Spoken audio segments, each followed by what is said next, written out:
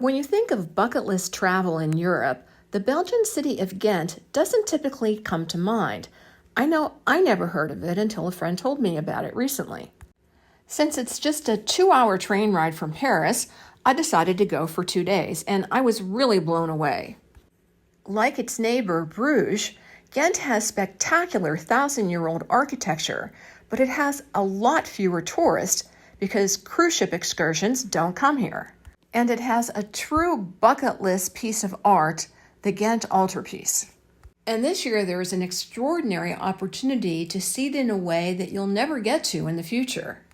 But few tourists are taking advantage of it because they don't realize the Ghent altarpiece is actually in 2 different places right now. Also known as the Adoration of the Mystic Lamb, the altarpiece was painted by the Van Eyck brothers in the 15th century.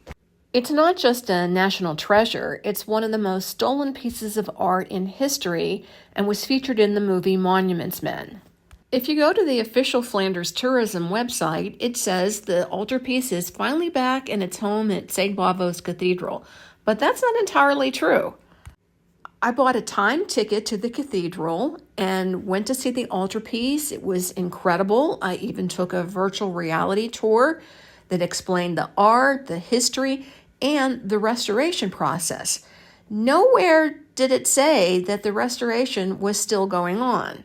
So I was shocked when I went to the Museum of Fine Arts the next day and found out that half the altarpiece is actually in the museum still being restored. The upper panels in the cathedral are just copies. So be sure to go to the Museum of Fine Arts in Ghent because not only will you see the original upper panels, you can also get much closer to them than you can get to the panels at the cathedral. I recommend spending at least 2 days in Ghent, and then you can buy the city card. It gives you access to all the major sites and the city's transportation. That includes buses, trams, and even boats. The small boat tours are a fantastic way to get a feel for the city. Every block seems to have a 1,000-year-old church with extraordinary paintings and sculptures. The best views in town don't even require climbing. The 600-year-old Ghent Belfry has an elevator. The golden dragon on top is the city's mascot, and you can check out older versions of it in the belfry. Another big highlight is the medieval Castle of the Counts. You can choose a regular audio tour or one-voiced by a Flemish comedian.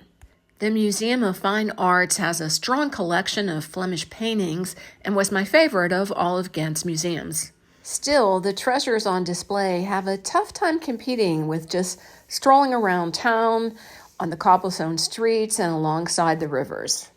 Ghent, like the rest of Belgium, is known for its chocolate and beer. There's pricey chocolate shops, but I just bought mine in the supermarket. A glass of water is not free when you dine out, so you may as well order a beer because it hardly costs any more than the water. And of course, waffles are everywhere. Flemish is spoken here, but everyone seems to speak English in an accent that sounds almost American. There's so few tourists that even ticket takers started conversations with me. And when I went out at night to see the sights lit up, the streets were almost empty. So put Ghent on your list now before it becomes as popular as Bruges.